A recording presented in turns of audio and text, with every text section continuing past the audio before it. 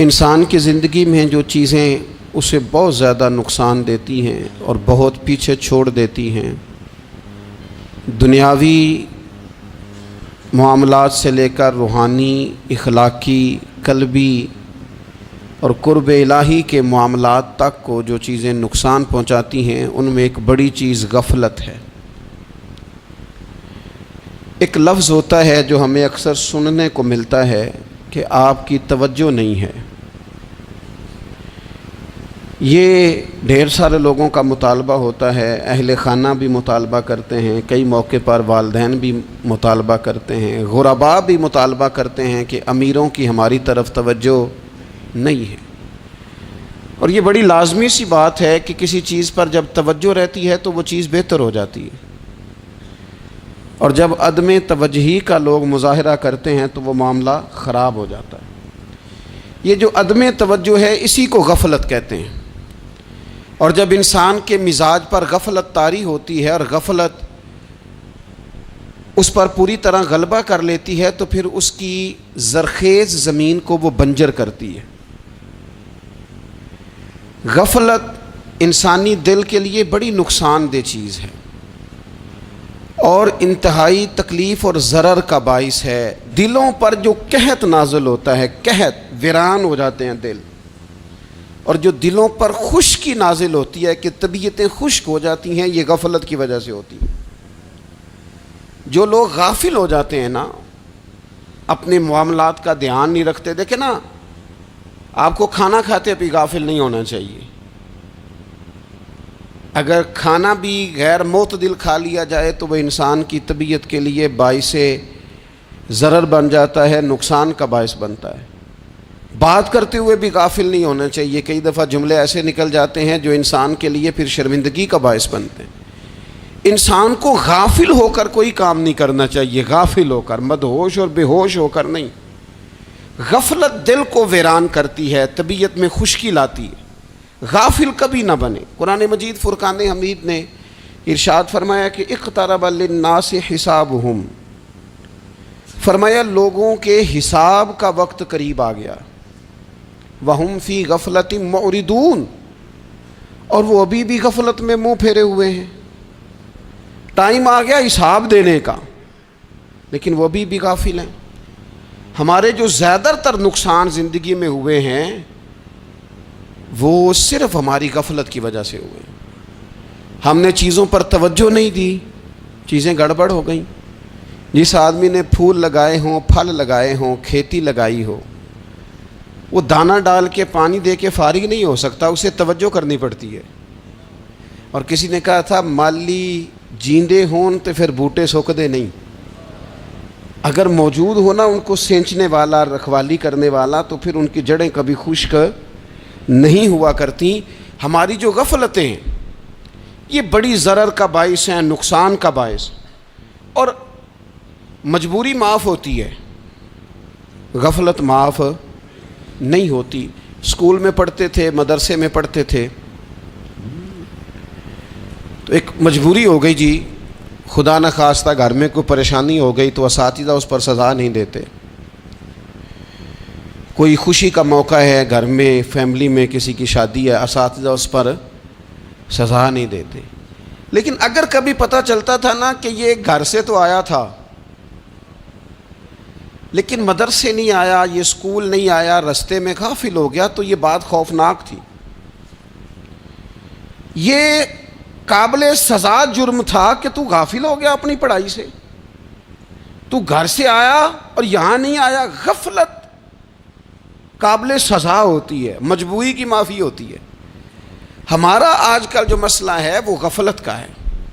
ڈھیر سارے لوگ ہیں، سمجھدار بھی ہیں، سیانے بھی ہیں، معاملہ فہم بھی ہیں، باشعور بھی ہیں، تعلیم کی ڈگریاں بھی رکھتے ہیں، لیکن اگر ان کی زندگیوں کی تکلیفوں کو دیکھا جائے اور بے آباد روح کو دیکھا جائے اور سجدوں سے ان کی دوری کو دیکھا جائے تو ایک ہی بات سمجھ میں آتی ہے کہ پتہ سارا ہے لیکن لے ڈوبی ہے غفلت، توجہ نہیں کی۔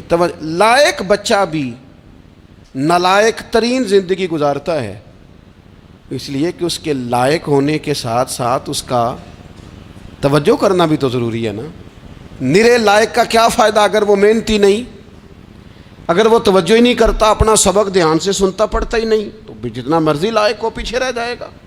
اور کئی نالائق ہوتے ہیں، رٹا لگا کے پاس ہوتے ہیں، پر چلو رٹا تو لگاتے ہیں نا، محنت تو کرتے ہیں نا، جد و جہد تو کرتے ہیں۔ کئی نالائق جد و جہد کے باعث آگے گزر جاتے ہیں، اور کوئی اسی چکر میں رہ جاتے ہیں، میں بڑا لائق ہوں، کل پڑھ لوں گا، پرسوں پڑھ لوں گا، ہفتہ تیاری کر کے پاس ہو جاؤں گا۔ اپنی زندگی سے غفلت کا پردہ اٹھائیں، اور غفلت اس کے لیے فیصلہ کرنے کی ضرورت ہوتی ہے، پلاننگ کرنے کی نہیں، فیصلہ کرنے کی ضرورت ہوتی ہے کہ میں نے اب غفلت کرنی۔ ہم نہ جب بھی کوئی پروگرام بناتے ہیں تو منصوبہ بندی شروع کر دیں، منصوبہ بندی نہ کریں، فیصلہ کریں، کہیں کہ میں نے غافل نہیں ہونا۔ غفلت غرق دنیا کا نام ہے، اپنے آپ کو غفلت سے بچائیں۔ آپ دیکھیں حضرت کعب بن مالک رضی اللہ تعالیٰ عنہ فرماتے ہیں، بخاری میں موجود ہے، فرماتے ہیں کہ جنگ میں پیچھے رہ گیا تھا، میرا خیال تھا کل چلا جاؤں گا، گھوڑے اور سواریاں میرے پاس تیز ہیں، مضبوط ہیں، پرسوں چلا جاؤں گا، تیزی سے بھاگ کے میں پہنچ جاؤں گا، میں قافلے کے ساتھ شامل ہو جاؤں گا، لیکن بس تھوڑی سستی ہو گئی، ذرا غفلت ہو گئی۔ آپ فرماتے ہیں جب سب لوگ چلے گئے حضور علیہ السلام کے ساتھ جہاد میں اور میں پیچھے رہ گیا، تو پھر جب چند دن گزر گئے اور محبوب کے واپس آنے کا ٹائم ہو گیا، تو اب میں غور کرتا سمجھتا تو مجھے مدینے میں یہاں بزدل لوگ نظر آتے، اور کون نظر آتے؟ جو منافق تھے، وہ منافق بزدل دکھائی دیتے، یا مجھے عورتیں اور بچے دکھائی دیتے۔ میں پریشان ہوا، حضور واپس آ گئے، جنہوں نے بہانے کیے تھے نا منافقین نے، یہ مجبوری تھی اس لیے نہیں جہاد پہ گئے، یہ جنہوں نے بہانے کیے تھے انہیں مل گئی معافی، اور میں نے سچ بولا، میں نے کہا یا رسول اللہ میں غافل ہو گیا تھا۔ اب کہتے ہیں میں نے جب کہا نا حضور سستی ہو گئی تھی، ذرا غفلت ہو گئی، تو بندہ محبوب سے ہی غافل ہو جائے،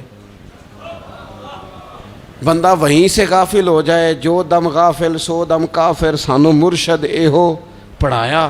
جب کہا نا حضور وہ غلطی ہو گئی، کوئی مجبوری نہیں تھی، تو فرماتے ہیں باقیوں کو معافی مل گئی، میرے ساتھ حضور ناراض ہو گئے۔ ایک دن نہیں، 2 دن نہیں، 50 دن حضور ناراض رہے۔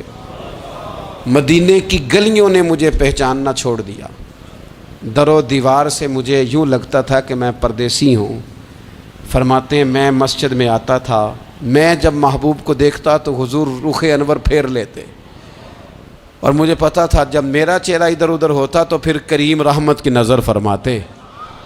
فرماتے ہیں 50 دن مسلسل، پھر مجھے حکم ہوا کہ بیوی بھی بھیج دو، میکے بچے بھی بھیج دو، ننھال یعنی تنہا رہ جاؤ۔ فرماتے ہیں وہ میں نے قید تنہائی کاٹی، لیکن شکر اللہ کا یہ ہے کہ میں سچا تھا، بس ذرا بھول گیا تھا، بس ذرا غفلت ہو گئی تھی۔ تو فرماتے ہیں پھر اللہ تبارک و تعالیٰ نے میرے اوپر فضل یہ فرمایا کہ میری توبہ کا اعلان رب نے قرآن مجید میں فرمایا۔ تو غافل نہ بنے کبھی بھی، ہمارا نا مسئلہ یہ ہے، اور آپ نے ناراض نہیں ہونا،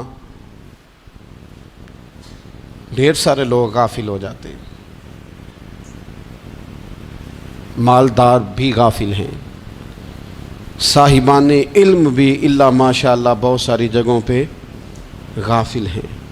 جن لوگوں کو 4 لوگ جاننے لگ جاتے ہیں، کوئی مقام حاصل ہو جاتا ہے، وہ بھی بہت ساری جگہوں سے غافل ہو جاتے ہیں الا ماشاء اللہ۔ غفلت بڑی تکلیف والا منظر ہے۔ جو لوگ سمجھتے ہیں نا میں اب گڈ بک میں آ گیا ہوں، اب میں اچھا ہو گیا ہوں، اب میرے لیے خیر کہا جاتا ہے، مجھے اچھائی شاید یہ مستقل میرے ساتھ رہے گی، تعریف ہی ہوگی ہمیشہ، وہ بھی غافل ہو جاتے ہیں۔ اور یہ غفلت ٹھیک نہیں ہوتی۔ وجہ دیکھنی چاہیے کس وجہ سے انسان کو وقار مل رہا ہے، عزت مل رہی۔ اپنی زندگی سے غفلت کو اتار پھینکیں۔ تھوڑی دیر کی تو غفلت ہوتی ہے، لمبی تو نہیں۔ 2 منٹ کے لیے صرف اس نے ڈرائیونگ کرتے ہوئے چہرہ موبائل کی طرف کیا تھا، 2 ہی تو منٹ لگے تھے۔ لمحوں نے خطا کی تھی، صدیوں نے سزا پائی۔ لمحوں نے خطا کی تھی، صدیوں نے سزا پائی۔ ایک لمحے کے لیے غافل ہوئے تھے اور صدیاں، نسلیں روتی رہ گئیں پیچھے۔ بچے تڑپتے رہ گئے، اہل خانہ پریشان رہ گئے، ماں باپ ساری زندگی روتے رہے، لیکن یہ 2 منٹ کے لیے یہ غفلت جو ہے یہ بڑی تکلیف والا معاملہ. اپنی زندگی سے غفلت کو اتارنا ہے، غافل نہیں بننا، ہر وقت توجہ اور ساری باتوں پہ توجہ. بعض اوقات لوگ ایک طرف توجہ کر کے ایک طرف سے غافل ہو جاتے ہیں. نہ، توجہ ہمہ پہلو رکھنی ہے. ہمارے ذمے جتنے بھی حقوق ہیں ان سب پر توجہ، ہر چیز کا خیال. ایسا نہ ہو کہ عبادت کرتے رہ جائیں اور حقوق العباد ہم سے چھوٹ جائیں، اور حقوق العباد اتنے زیادہ ادا کریں. ایک صاحب مجھے کہنے لگے ایک دفعہ بڑے وثوق کے ساتھ، کہنے لگے جی معاذ اللہ ثم نہیں جی ٹائم ملتا پھر نماز دا کی کریے، روزی کمانا بھی تو عبادت ہے نا. تو میں نے کہا آپ نے عبادت کرنا ایک حصہ قبول کیا ہے، آپ نے کل عبادت نہیں قبول کی. عبادت کل ہے، ہمہ پہلو. ایک حصہ آپ قبول کر کے نکل گئے اور باقی آپ نے چھوڑ دی. تو کسی ایک طرف سے بھی غافل نہیں ہونا. جتنی ذمہ داریاں ہیں، جتنی ڈیوٹیاں ہیں، ان سب کا خیال. اور جو بڑا آدمی ہوتا ہے، بڑا گھر میں بڑا ہو، قبیلے میں بڑا ہو، علاقے میں بڑا ہو، ادارے میں بڑا ہو، کلاس میں بڑا ہو، جو بڑا ہے اس کی تو ساری آنکھیں کھلی ہوئی ہونی چاہیے. ایک ایک پر اس کی نظر ہونی چاہیے کہ میری کہاں ضرورت ہے، کہاں مجھے اشک شوئی کرنی ہے، کس کے ساتھ میں نے کس طرح محبت کا رویہ رکھنا ہے. غافل نہ بنے. اچھا جی اب کیسے پتہ چلے گا کہ ہم غافل ہیں؟ یہ کیسے پتہ چلے گا؟ آپ کسی بندے سے بھی پوچھ لیں حالات کیا ہیں تو کہتا ہے اللہ کا شکر ہے کبھی کسی کا دل نہیں دکھایا، اللہ کا شکر ہے جی زمانہ ہو گیا 5 نمازیں پڑھتا ہوں، اللہ کا شکر ہے جی. کیسے پتہ چلے گا غافل ہیں؟ پہلی علامت ہمارے علماء اور صوفیاء نے غافل بندے کی لکھی ہے. اس آئینے میں میں نے اور آپ نے اپنا آپ دیکھنا ہے. غافل بندے کی پہلی علامت یہ ہوتی ہے کہ وہ دنیاوی کاموں میں چست ہوتا ہے اور اللہ اور اس کے رسول کی فرما برداری میں سست ہوتا ہے. یعنی نماز کے وقت تو اسے نیند ستاتی ہے، پریشانی ہوتی ہے، لیکن اگر کسی جگہ مال مل رہا ہو، پیسے مل رہے ہوں، وہاں جانا ہو تو پھر اسے کوئی چیز بھی تنگ نہیں کر. دنیاوی کاموں میں چست ہوگا، یعنی ٹی وی کے آگے، موبائل کے آگے وہ گھنٹوں بیٹھا ہوا ہے. اور اگر اسے 25 منٹ قرآن پاک سننا پڑ جائے، اگر اسے 20 منٹ دینی محفل میں بیٹھنا پڑ جائے، اگر اسے کہا جائے کہ تو 20 رکعت نماز نفل ادا کر، دنیاوی کاموں میں چست ہے، دینی کاموں میں، یہ غفلت کی پہلی علامت. پھر ذاتی معاملات پہ پیسہ خرچ کرنا ہو تو ڈھیر سارا ہے، کسی غریب کی مدد کرنی ہو تو. وہ ہمارے ایک دوست ہیں، وہ اکثر کہا کرتے ہیں، وہ کہتے ہیں آج کل کسی سے کہنا فلائی کام میں، دینی کام میں، کسی کی مدد میں کچھ 4 پیسے خرچ کرنے ہیں تو لوگ کہتے ہیں ہاتھ تنگ ہے. ہاں کوئی سستا پلاٹ ملتا ہو نا، اور اگر یہ سمجھ آ جائے کہ وہ مجبور ہے بیچارہ بیچنے والا، تو پھر کہتے ہیں میں 2-3 دوستوں کو پھاڑ لے سن. ذاتی کاموں میں جب بندہ چست ہو اور دینی کاموں میں سست ہو تو مطلب یہ ہے کہ بندہ غافل ہے. پہلی علامت غفلت کی. اور غفلت کی دوسری نشانی یہ ہے کہ انسان گناہ کے کاموں کو معمولی سمجھنے لگ جاتا ہے. یہ غافل بندے کی نشانی ہے. گناہ کو معمولی سمجھتا ہے، چھوٹا سمجھتا ہے.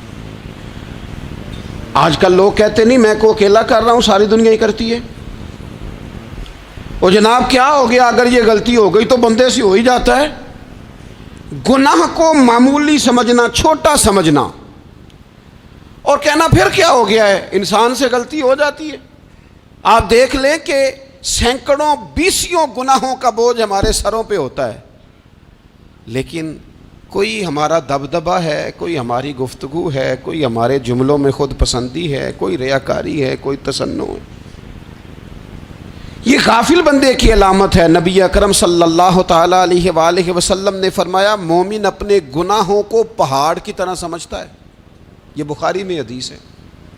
مومن پہاڑ کی طرح جانتا ہے اور وہ ڈرتا ہے کہ کہیں وہ پہاڑ اس کے اوپر گر نہ جائے، یعنی کہیں مجھے میرے گناہ کی سزا نہ مل جائے. چھوٹے گناہ کو بھی پہاڑ جانتا ہے، یار مجھ سے غلطی ہو گئی، مجھے ٹھیک کر لینی چاہیے، مجھے معافی لے لینی چاہیے، مجھے توبہ کر لینی چاہیے. مومن اپنے اوپر گناہ کو پہاڑ کی جانب سمجھتا ہے. اور حضور علیہ الصلوۃ والسلام فرماتے ہیں کہ یہ جو فاسق اور فاجر ہوتا ہے نا، اللہ کا نافرمان، یہ گناہ کو مکھی کی طرح سمجھتا ہے، یہ سمجھتا ہے میں نے اشارہ کرنا ہے مکھی نے اڑ جانا ہے۔ مومن کی علامت یہ ہے کہ وہ پہاڑ جانتا ہے اگر غلطی ہو جائے تو پہاڑ۔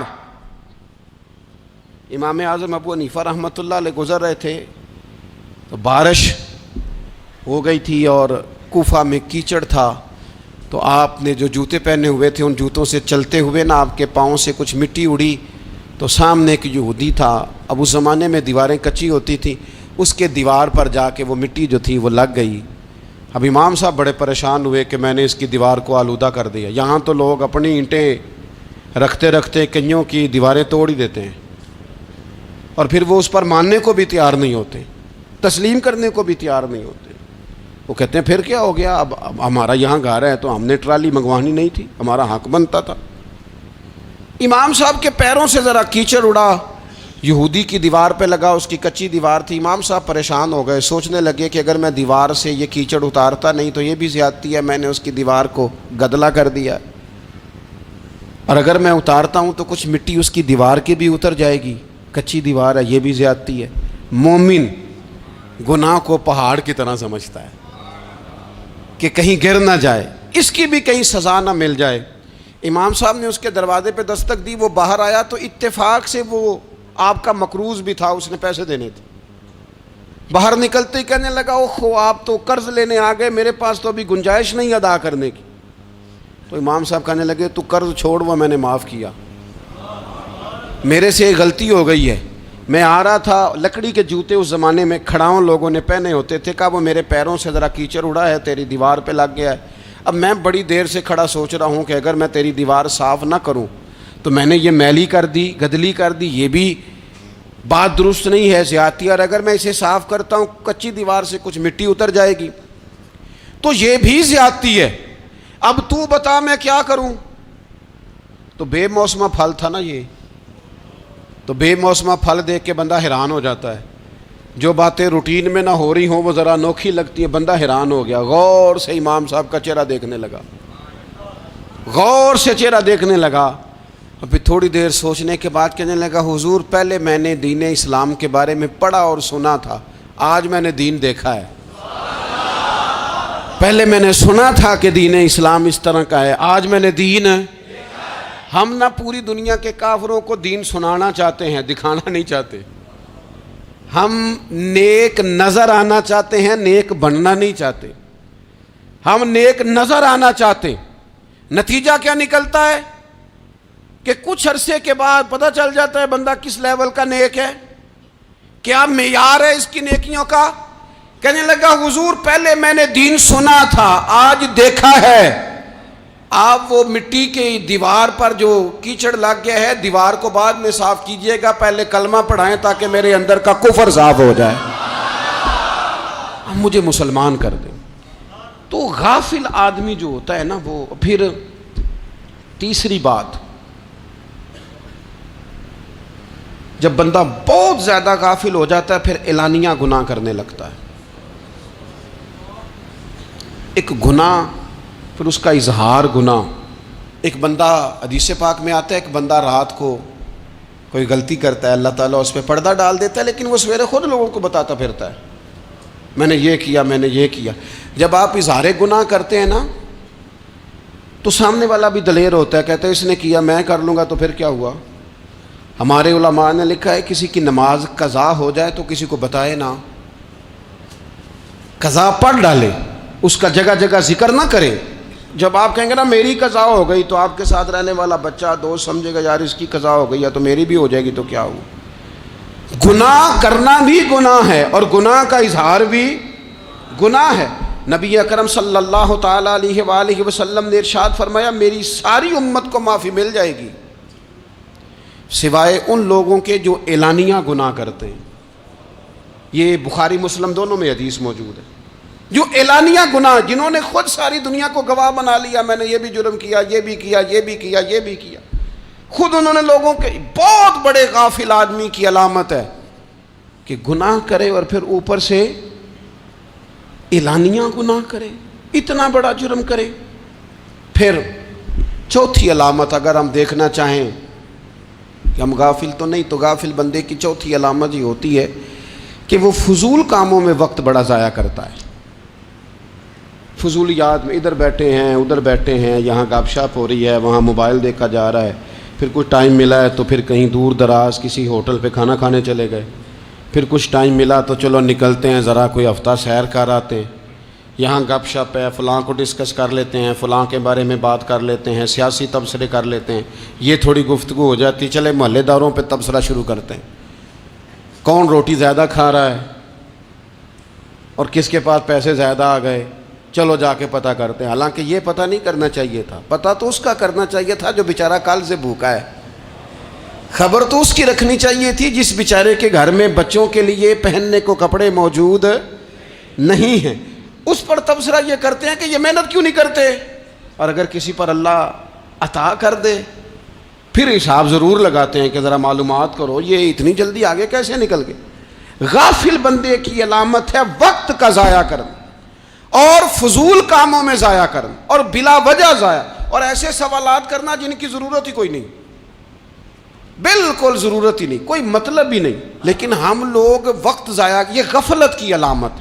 غفلت اللہ والوں کی علامت کیا تھی؟ ایک بات انہوں نے زندگی میں لے لی, سیکھ لی, پھر ساری زندگی اسی پہ گزار دی. ان کا ارادہ تھا نا کشکول سیدھا کیا. کچھ لوگ ساری زندگی لیکچر قبول لے کے سن کے پھر بھی سمجھنے کو تیار. یہ غافل دل کی علامت ہے. اس لیے نبی پاک صلی اللہ تعالی علیہ وسلم نے فرمایا دو نعمتیں ایسی ہیں جن میں اکثر لوگ غفلت میں ہیں, ایک صحت اور دوسری فراغت. لوگ بلا وجہ وقت ضائع کرتے ہیں. اللہ نے صحت دی ہے, کسی خیر کے کام میں لگائیں.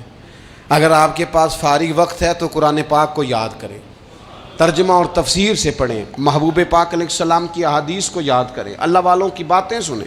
وقت ملے تو عبادات میں لگائیں, نوافل میں لگائیں, تلاوت میں لگائیں, ذکر اذکار میں لگائیں, اور پھر اللہ مزید توفیق عطا کرے تو کسی کے بھلے میں وقت لگائیں. گلی سے کوئی کانٹا اٹھائیں, کوئی روڑا اٹھائیں, کوئی کسی کی مدد کریں.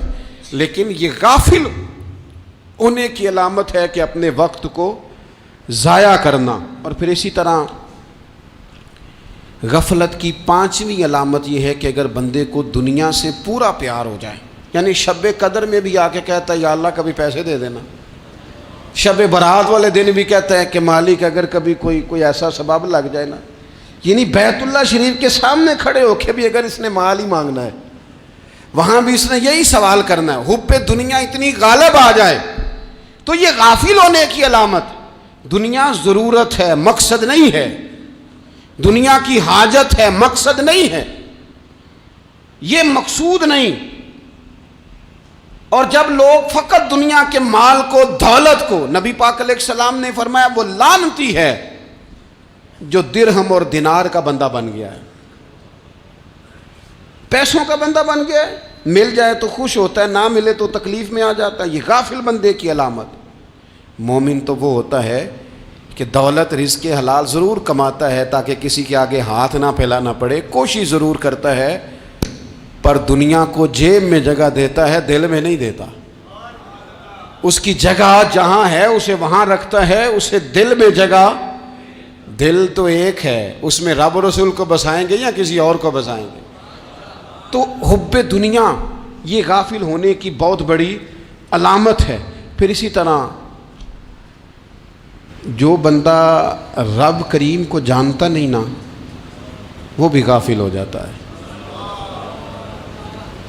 ایک تو جو یہ نہیں نہ جانتا کہ رب کریم سزا دے گا, مجھے دیکھ رہا ہے, اسے نہ اونگ آتی ہے نہ نیند آتی ہے, جو اس کی معرفت نہیں رکھتا کہ میرا رب ہر وقت مجھے دیکھ رہا ہے, وہ بھی غافل ہو جاتا ہے. جسے پتہ ہونا کہ مجھے دیکھ رہا ہے وہ غافل نہیں ہوتا. اور جو یہ سمجھ لیتا ہے نا کہ شاید معاذ اللہ ثم, اس یقین کو پکا نہیں کرتا, وہ غافل ہو جاتا ہے. اور ایک جو یہ نہیں نہ جانتا کہ رب مہربان کتنا ہے وہ بھی غافل ہو جاتا ہے. مجھے بتائیے سب سے زیادہ تو بندہ اس کے دروازے پہ جاتا ہے نا جو سب سے زیادہ مہربانی کرنے والا ہو, اس دروازے سے بندہ اٹھتا ہی نہیں. تو جس کو یہ یقین ہو جائے نا سب سے زیادہ کرم فرمانے والی ذات اللہ رسول کی ہے, وہ کبھی رب رسول سے غافل نہیں ہوتا. وہ کبھی اللہ رسول کا دروازہ چھوڑ کے نہیں جاتا، وہ کبھی کسی اور جگہ جا کے پناہ تلاش نہیں کرتا۔ جسے پتہ چل جائے نا وہ کریم کتنا ہے، مہربان کتنا ہے۔ ملا رومی رحمت اللہ علیہ فرماتے ہیں بہت بڑا مجرم تھا ایک بندہ، بہت بڑا گناہگار تھا، بت کو پوجتا تھا، تھک گیا ساری رات بت کے سامنے کھڑا تھا، معاذ اللہ یا صنم یا صنم یا صنم کہتے، تھک گیا، نیند آ گئی، اونگ آ گئی۔ جب پوری طرح نیند آ گئی اور دماغ پہ نیند قبضہ کرنے لگی تو اس کے منہ سے نکل گیا، صنم صنم کہہ رہا تھا نا، نکل گیا یا صمد، او بے نیاز مالک۔ رب کریم نے فرشتوں سے فرمایا دوڑ کے جاؤ، جو کہتا ہے اسے دے دو۔ فرشتے کہنے لگے مالک وہ تو بت کو پکار رہا تھا، اس نے تو غلطی سے نام لیا ہے۔ فرمایا مجھے نہیں پتا، لیکن دیکھو نا اس نے مجھے پکارا تو ہے نا، کتنی دیر سے جھوٹے کو پکار رہا تھا، اس کا معاملہ حل نہیں ہوا۔ اب اگر سچے کو پکارنے پہ بھی حل نہ ہوا تو فرق کیا رہ جائے گا؟ دے دو جو مانگتا ہے، دے دو۔ میرے دوست گھر پتہ چل جائے وہ کریم کتنا ہے، وہ مہربان کتنا ہے۔ میرے رسول پاک علیہ الصلوۃ والسلام نے تو فرمایا تیری آنکھ سے اگر اس کے خوف سے اتنا آنسو بھی نکل گیا جتنا مچھر کا پر ہوتا ہے، تو جس طرح بھینس کے تھنوں سے نکلا ہوا دودھ واپس تھنوں میں نہیں نہ جاتا، جو اتنا بھی روئے نہ روئے اللہ کے خوف سے، وہ بندہ دوزخ میں نہیں جائے گا۔ تھوڑی دیر کے لیے ڈر جائے اپنے رب سے، آئے تو صحیح۔ عدم معرفت غفلت پیدا کرتی ہے، تو آ تو صحیح، وہ تو کریم ہی بڑا ہے، وہ تو مہربان ہی بڑا ہے۔ حضرت زنیرہ رضی اللہ تعالی عنہ حضور کی صحابیاں ہیں۔ ایام جو مکے کے تھے مسلمانوں پر بڑی آزمائش کے تھے، انہیں بڑا مارا کفار نے، اتنا مارا کہ ان کی بینائی چلی گئی، نظر آنا بند ہو گیا۔ کافروں کی عورتوں نے تانا دیا کہ تو نے ہمارے بت چھوڑے ہیں نا، تو دیکھنا تیری بینائی چلی گئی۔ تو جناب زنیرہ اللہ پہ بھروسہ، توکل، معرفت الہی کا جذبہ، اٹھ کے کھڑی ہو کہنے لگی چپ کرو، تمہارے جھوٹے بت کیا کر سکتے ہیں، میرا رب چاہے تو صبح جب میں اٹھوں تو میری آنکھیں روشن ہو، اگر کریم کرم کر دے۔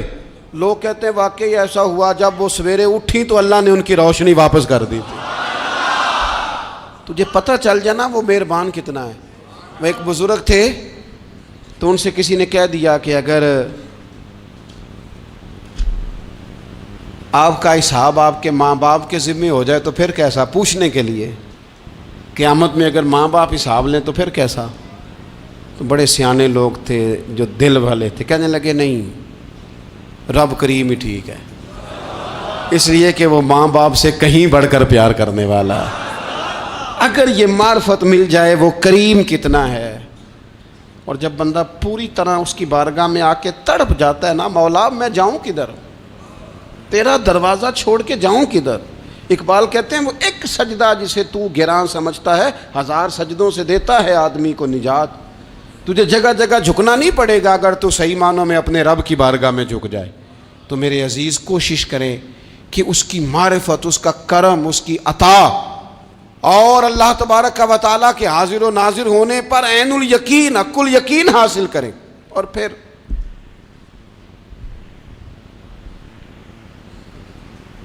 آٹھویں بات یہ ہے کہ غافل لوگوں کی صحبت بھی بندے کو غافل کر دیتی ہے۔ غافلوں کی صحبت میں نہ بیٹھیں، ان کی صحبت میں بیٹھیں جن کے پاس بیٹھنے سے دل میں رب رسول کی محبت پیدا ہوتی ہے۔ غافلوں سے بچیں۔ چنگیاں دے لڑ لگی ساں تے چولی چ پھل پئے، تے جدوں میں پیڑیاں دے سنگ رل گئی تے میرے اگلے بھی ڈل گئے۔ برے آدمی کی صحبت بندے کو غافل کر دیتی۔ غافلوں کی صحبت میں کبھی نہ بیٹھیں، کبھی نہیں۔ غافل آدمی آپ کو غافل کر دے گا۔ میرے نبی پاک علیہ الصلوۃ والسلام نے فرمایا انسان اپنے دوست کے مذہب پر ہوتا ہے۔ یہ بہت بڑے لفظ ہیں۔ فرمایا المرء علی دین خلیلہ، انسان اپنے دوست کے مذہب پر ہوتا ہے۔ تو دیکھ تو نے دوست کس کو بنایا ہے، جو تیرے دوست کا مذہب ہوگا وہی تیرا ہو جائے گا۔ ہم نے دوست بنایا نا غوث پاک جیلانی کو، ہم نے یاری لگائی ہے نا داتا علی اجمیری سے، ہماری نسبت ہے نا معین الدین اجمیری سے، ہمارا تعلق ہے نا بہاؤالدین زکریہ ملتانی سے، ہمارا رشتہ ہے نا حضرت مجدد الفسانی سے، ہم ماننے والے ہیں نا اعلیٰ حضرت بریلوی کے، ہمارا تعلق ہے کبھی جماعت علی سے کبھی مہر علی سے، ہمارا ان سے تعلق ہے تو صبح شام ہماری زبان پہ رہتا ہے بالغ العلا بکمالہ کشف الدجی بجمالہ حسنت جمیع خصالہ صلو علیہ وآلہ۔ ان سے تعلق جڑا ہے نا تو کئی دفعہ تنہائیاں تڑپا دیتی ہیں اور تڑپ کے کہتے ہیں آج سکھ متران